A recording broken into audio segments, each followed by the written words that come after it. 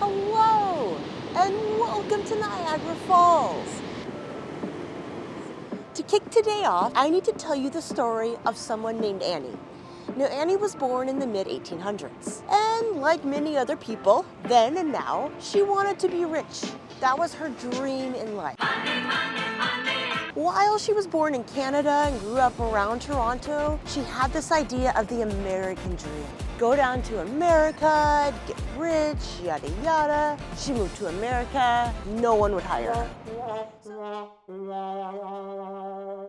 So Annie then moved to Mexico City. No one would hire her. Then after a while, she got bored of that and was like, you know what? Get me out of here and get me back to Canada. Oh, Canada. Someone dared her go over the side of this very big waterfall that I will show you. And they said they would give her a bunch of money for it. Money, money, money. Now, many people before her had gone over the side of Niagara Falls, but no woman had ever gone over it before.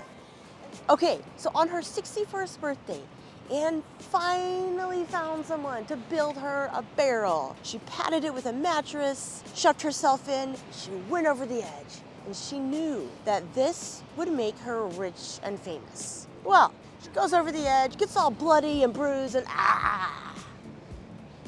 Turns out though that no one actually cared. They're like, great, woman over the edge in a mattress, who cares? She signed some autographs. She stood around here, signing autographs for people. I was the woman in the barrel. She never got rich from going over the barrel.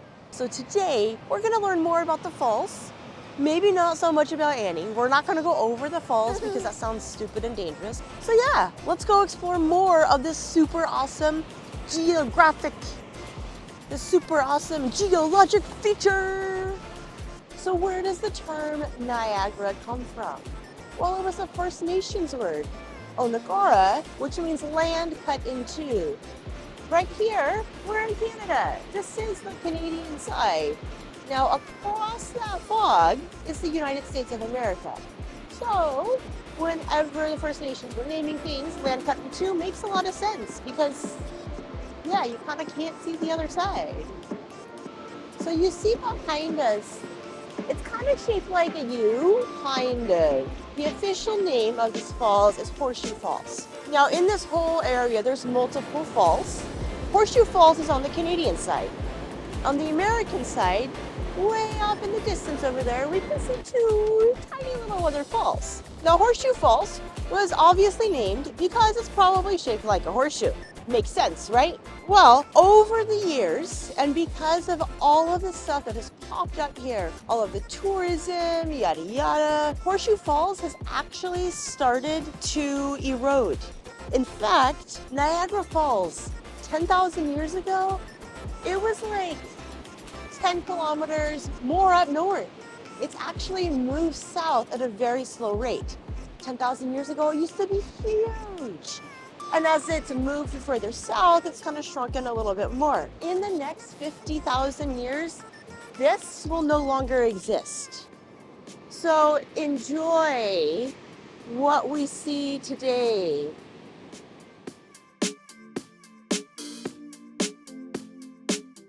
So I mentioned the erosion of Niagara Falls. He also mentioned it's called Horseshoe Falls. That name doesn't really fit it though. Because of the erosion, it's more shaped like a V, which is why we have this massive cloud piling up. On the American side over here, which we see a little bit better, it's more rounded. There's a little bit less erosion. It's a smaller fall. Niagara Falls, as we see it today, it's around 1 kilometer long. And it's about 80 meters high. It's a pretty tall waterfall. So yeah, a tall waterfall shaped like a V, eroding because of massive tourism. Let's continue our little walk and go explore more. We're inside, but not for long, because we're going behind the falls. So the story behind the falls here is super cool. Now, as you can imagine, it's a waterfall. So there's a bunch of hydroelectric power in here. And we'll go to the power station in a little bit. So stay tuned if you're super into science and math and that sort of stuff. But for now, what I want to see and show you is what is behind this massive water pile. So first, we're gonna take this tunnel that no one is down and go see what's down here. Jump cut to the end. You guys, we're behind the waterfall. That's Niagara Falls. This is so cool.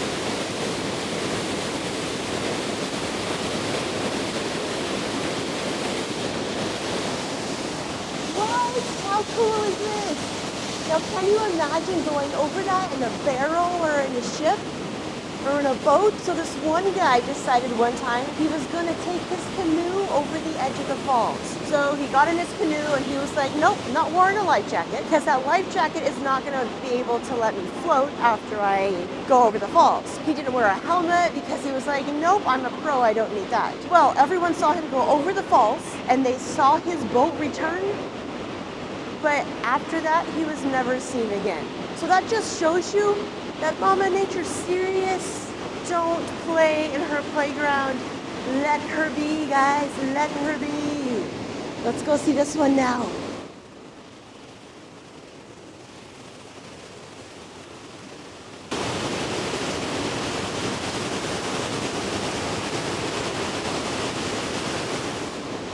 Now I mentioned Niagara Falls is eroding. How are we under Niagara Falls, and when was all of this structure built? The water's going over our head. The inside of these tunnels are super damp and super wet. Well, in the 1960s, the erosion of Niagara Falls got super, super bad. And so basically what happened is that they drained the falls for a long time. They diverted all of the water to another place. And then they built some structures up around Horseshoe Falls and the other falls, so then they could control the erosion. During that time, they also built a bunch of these tunnels to help with the tourism and then also just to help with the maintenance of the fall. So let's go see where else these tunnels go.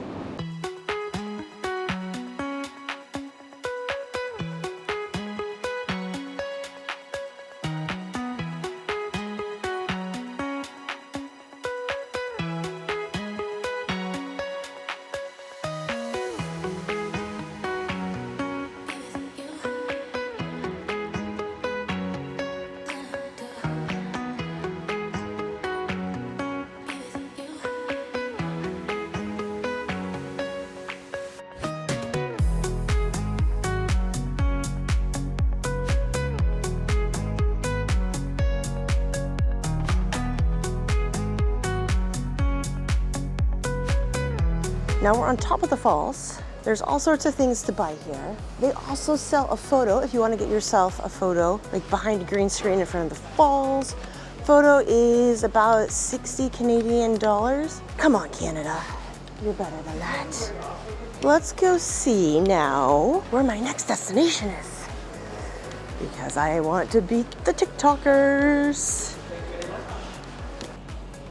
So I mentioned that a couple people had gone over the side. Well, it's illegal to go over the side, but for whatever reason, people still try to do it. If you go over, you'll be fined or you'll be dead. Now, I mentioned back in the 1960s though, this entire area was drained so they could go help fix the erosion and set up some structures to better suit tourism so it wouldn't erode as fast. During this time, whenever they drained the falls, they actually found a bunch of bodies just buried under the rocks. So yeah, moral of the story, don't go over the side. Water makes things pretty, and obey the laws. Okay, so we've been walking for a little bit, not too long. It's super sunny here. It's about 10 degrees, so it kind of feels like British summer, and I'm very warm right now. Anyway, I am about to take you to one of the main reasons on why I wanted to come to Niagara Falls. Now, being from Canada, I've been here before. That sounds really entitled. I've been here before. It's an awesome site, but I haven't been to all of the stuff around it. And I wanted to go to the power station because one thing that you may not know is that the flow rate of the falls changes. So in the day, it's super a lot, and at night, it's less. And this is because the whole falls, both the American side and the US side, is a massive generator of hydroelectric power. So there's a treaty right now between the US and Canada that in the daytime, they'll run the falls at full blast, and at night, they'll run them at a smaller blast, but then they'll go create hydroelectric energy for it. So now we're gonna go experience a little bit more of the hydropower that this awesome falls creates.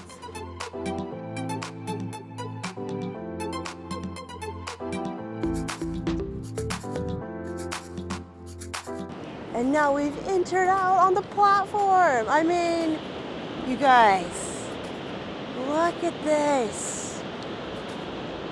I think there's nothing better than being alone on Niagara Falls.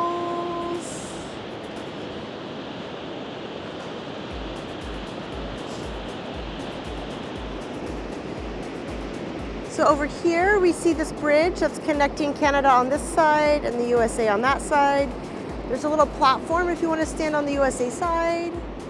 But we're just going to enjoy what we see here.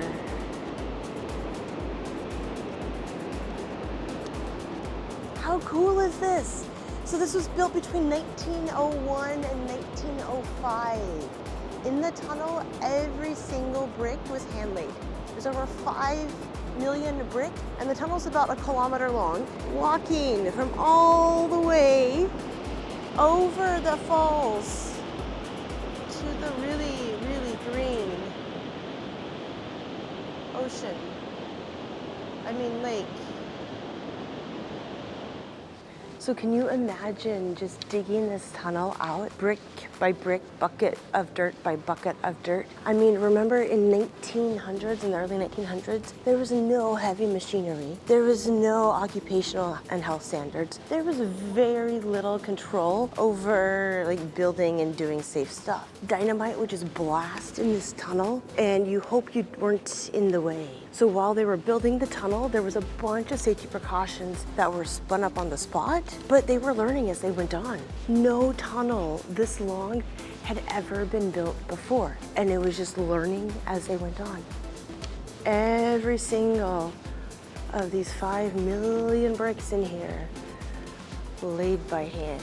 So today, this power station currently isn't in operation, but unlike the other power stations that were built up around here, it's really the only one that's set up for tourism because it's so structurally sound. Now, the power stations around the Niagara Falls area were so important because along this area in the geographical region of Lower Canada and then the Upper US, there were so many factories. Factories were there because there's a massive river that comes out of the Great Lake areas and that dumps into the Atlantic Ocean. So this place generated power for a lot of those factories to consume. Now you'll see like that we're walking on pavement. This pavement wasn't here whenever this was operational. It was like little 2 mining railroad cars, and that's how they hauled stuff to and from. In this massive power plant, everything was custom made. They couldn't just order a new part from eBay or Amazon.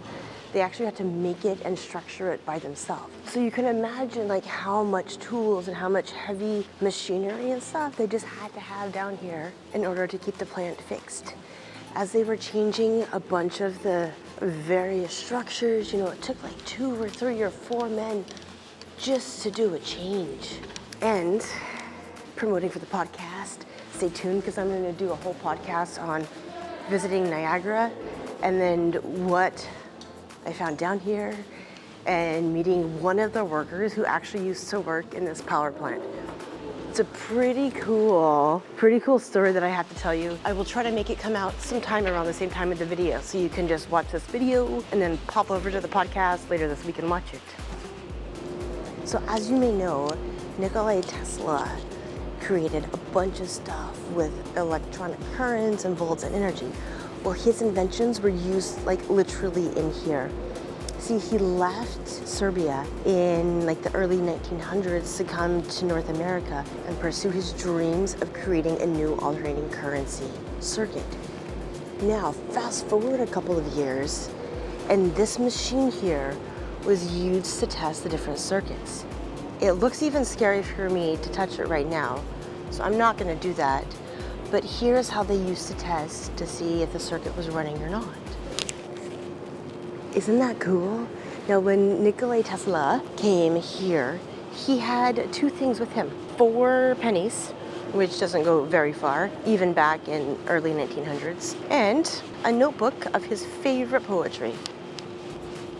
A man after my own heart. Except for the fact that maybe he was just super obsessed with electricity, and I think that that would be annoying. But in this case, extremely useful, especially to power southern Canada with electricity for so long. So, yo, Nick, thanks. You guys, look, a rainbow. How cool is that? That's nice. Thanks, Mama Nature. Now, right here in front of us, we actually see the old power plant that used to exist. And this one was open until 1974. See, the power plant that we were in with the tunnels below, that one was open until 2006. So this one opened a little bit, I guess closed a little bit before that. On this building, you can see typical Canadian construction. And by that, I mean like a massive mix of both French and British architecture. See, Canada was settled by Britain and France. Now, long before Britain and France came over, there was a whole bunch of people already living here, mostly in peace, and we call them the First Nations. So whenever Britain and France came and discovered Canada, they were just chilling out, doing as you do whenever you find a new place. In fact, in the early 1800s, there was only about 500,000 people here. 300,000 of those people were French settlers, and the others were a mix of British and just some other people that had come over. Some people from the Nordics. So it mostly was just a territory where people who didn't want to be in Europe were chilling out. So just about 5-10 minutes away from all the touristy stuff, look at this nature paradise. This is amazing. This is the Dufferin Islands. So in the winter, like there's all these lights and stuff. You can see up here a light show. But right now we just see all these little ducks, and all of this water feeds into Niagara Falls, which, as I mentioned, feeds into the Atlantic Ocean.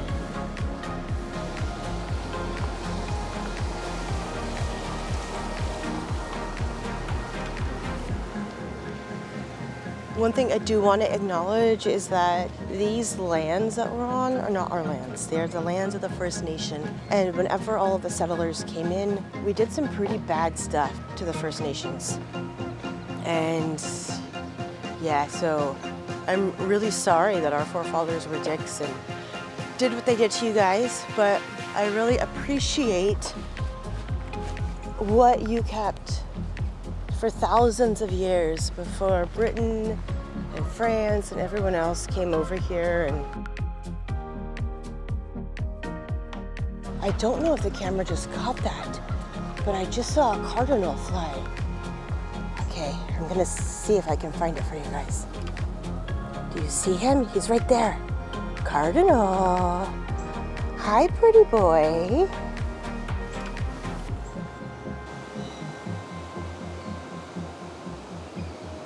Only in Canada. So you see all of the green water around here and here, and I'm sure you notice it in the falls. So why is the water green around here? Well, it's lime. Super, super limey water. In fact, in the tunnels, before they were excavated out, there was massive stalagmites and stalactites growing in there. So we don't see them anymore since the cave is dry, but because it's lime. So I hopped on the bus because I was pretty hungry. I haven't had breakfast yet, and I may be jet lagged. I guess it's lunch or dinner. And I was gonna go to this one place for food, but I forgot to go there because I saw this thing appear out of nowhere. Look, we found a temple. So it's the temple of 10,000 Buddhas. And actually in this temple, there are 10,000 different Buddha statues. So this temple was built first by importing a Buddha statue here in this building. And it's a Buddha statue of like, I think it's 12 meters high. And it's just hanging out in there. So I'm gonna see if they do tours, and if not, we're just gonna go explore around because I was totally not expecting this, and lunch is just gonna have to wait.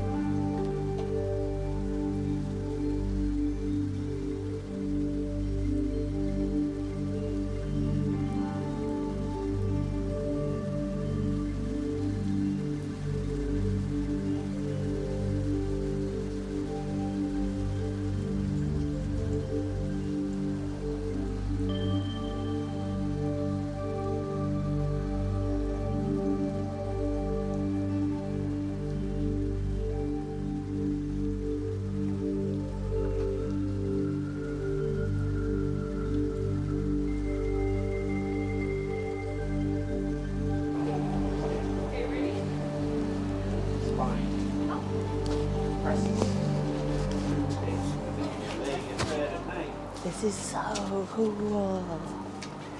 So you can't go in the big temple. That's only open for people to go see in the summer. And it's not summer right now. But this is the big temple, all the way up there. And we're gonna go walk around and see other Buddhas.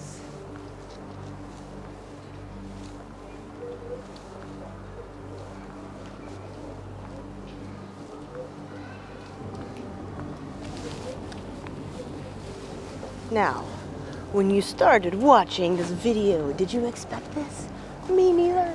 Isn't exploring super cool? I love it. So in front of us, this is what we're walking to. This giant statue. And if you're a viewer and you are Buddhist, I don't know the names of these, so please tell me what they are. I find this beautiful. So I'm not entirely sure of the lore behind why we need 10,000 Buddhas in this temple, but we do. And that's what makes it special. So, yeah, let's go check out this other really large statue over here in front of me. This statue here. Maybe they're idols. Statue and or idol. And maybe it's a double. Statue idol. I mean, it's just very peaceful in here. I think these are kind of old. They look pretty old. They're pretty, whatever they are.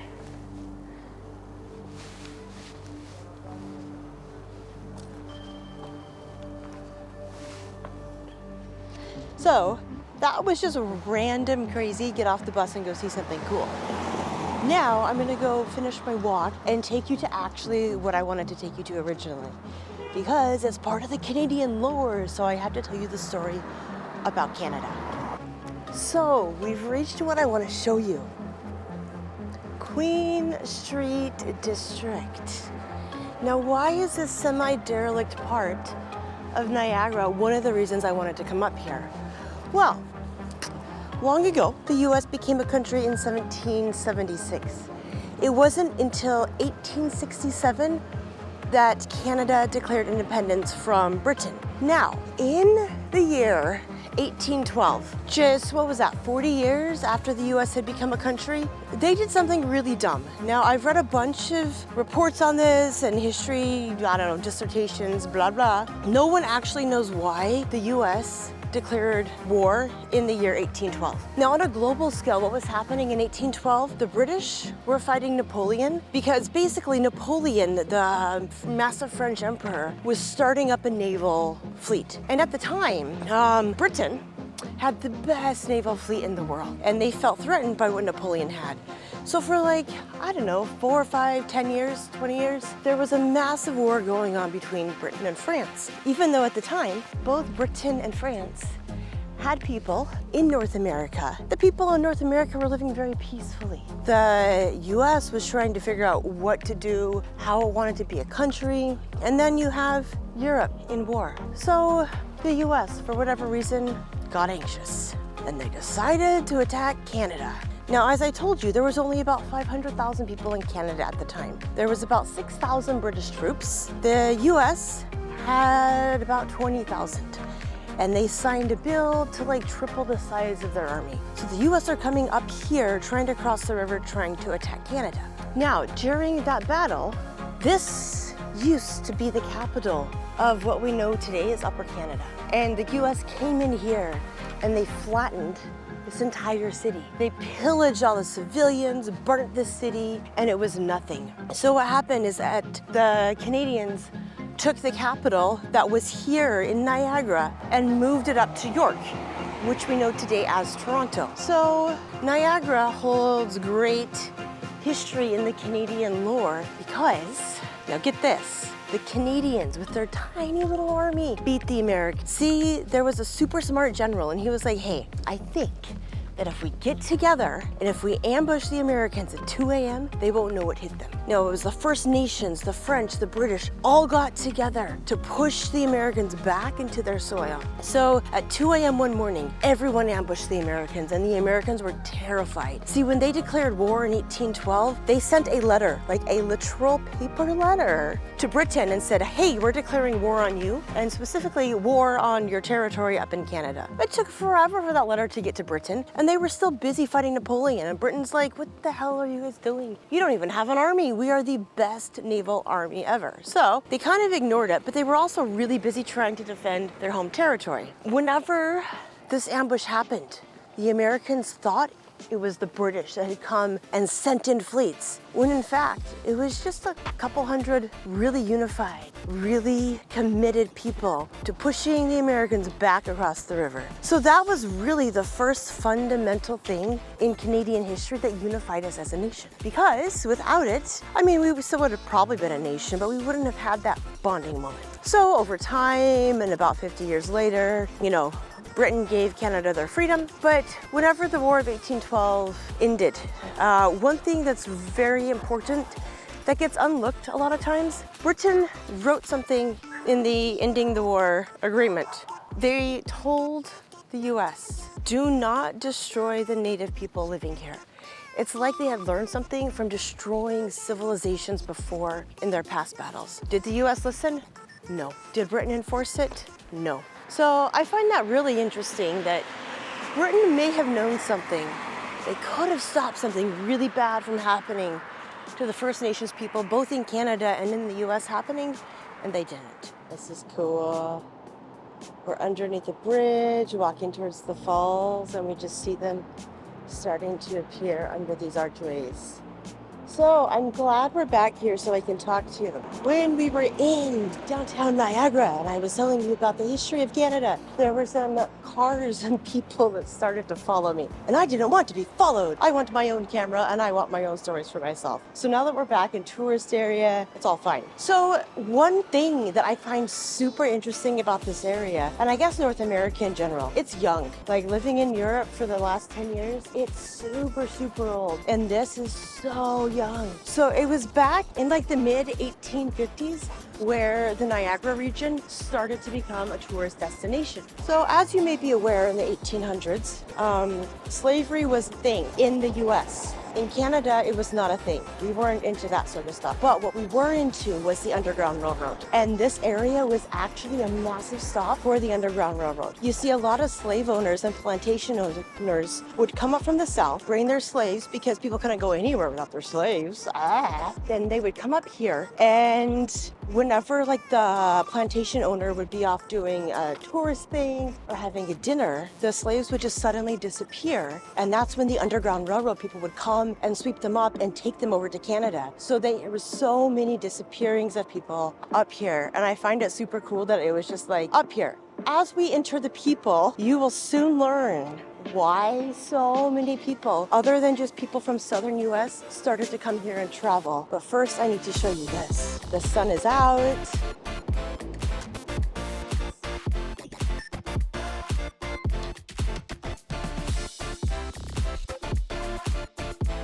So when did this area become so busy and so touristy? Well, shortly after World War I, with the rise of automobiles and personal-owned automobiles, it became so much easier for rich people to travel. No longer did they have to get on a train or a horse, they could just come up here in their car. So after World War I ended, tourism started to boom here, but then the world wasn't really at rest until the end of World War II. At the end of World War II is when everything here started to get crazy, which we can kind of see now with how crazy the tourism is. So what happened at the end of World War II? As many of you know, there's this term called baby boomers. Niagara Falls was marketed as one of the best honeymoon spots ever. And the reason for that is because of Hollywood. See, Marilyn Monroe was in a movie so cleverly named Niagara. And with that movie, they decided to start marketing this area for honeymoon spots. And then after that, it just kind of spiraled into what we see today. So here's another viewpoint with all sorts of people viewing and doing TikTok. This must be a good viewing because there's a stand-up view machine.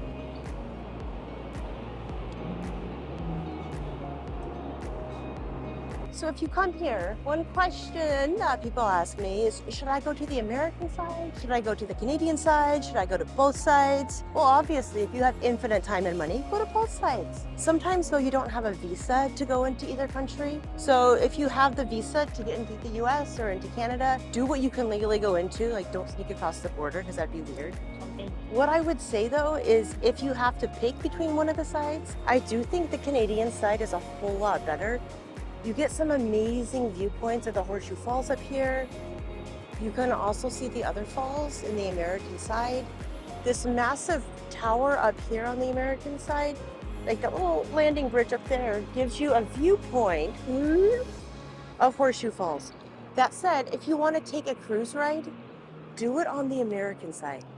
And the reason you want to do that is because the mist from Horseshoe Falls doesn't get you as wet and you can actually see more. So if you're going and you're just like, nope, we're going to stay on the US side, then take the cruise. They take you a really nice distance away from the mist. The Canadian side takes you a little bit further into the mist. And, you know, phone, camera, wet, rice.